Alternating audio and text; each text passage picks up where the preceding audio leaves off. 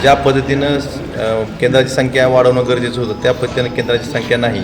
आपण बघतोय की धाराशिव जिल्ह्याचाच विचार केला तर आपण जवळपास या ठिकाणी जिथं जे उत्पादकता आहे, जी शासनाने दिलेली उत्पादकता आहे त्याप्रमाणे धाराशिव जिल्ह्यात 78,59,000 क्विंटल सोयाबीनचं उत्पादन झालेलं आहे. त्यापैकी फक्त कालपर्यंत 26,000 क्विंटलची खरेदी झालेली आहे. आणि सध्याची सेंटरची संख्या असेल किंवा ज्यांचं रोजचं जी खरेदी प्रक्रिया होते त्यानुसार फक्त काही टक्केच म्हणजे 2-5% सोयाबीनची खरेदी होऊ शकते. उर्वरित शेतकऱ्यांना नाईलाजानं खुल्या बाजारात म्हणजे किमान आधारभूत किमतीपेक्षा कमी भावानं नाईलाजानं सोयाबीन विकावं लागतं आहे. ह्याला जबाबदार कोण? एकतर यांनी सेंटरची संख्या वाढवली पाहिजे. दुसरा विषय मॉइश्चरचा विषय. सध्या आभाळ आलं तर मॉइश्चर वाढतं, शेतकऱ्यांकडे ठेवायला जागा नाही. आणि अशा वेळेस केंद्र सरकारनं 15 मॉइश्चरपर्यंत सोयाबीन खरेदी करा असं सांगूनसुद्धा 15 नोव्हेंबरला त्यांनी एक परिपत्रक काढलं.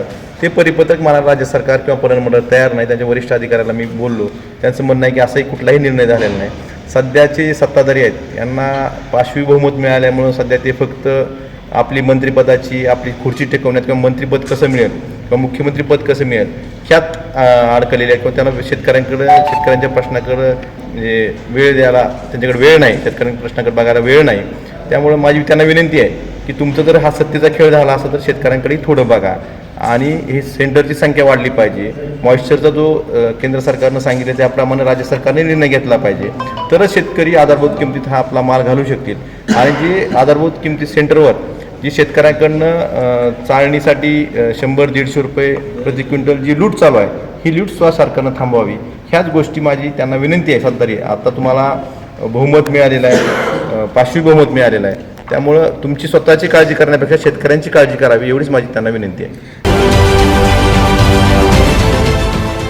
देश विदेशातील प्रत्येक घडामोडींचे लाईव्ह अपडेट मिळवण्यासाठी आता साम टीव्हीच्या सर्व सोशल मीडिया प्लॅटफॉर्मला लाईक, फॉलो आणि सबस्क्राईब करा.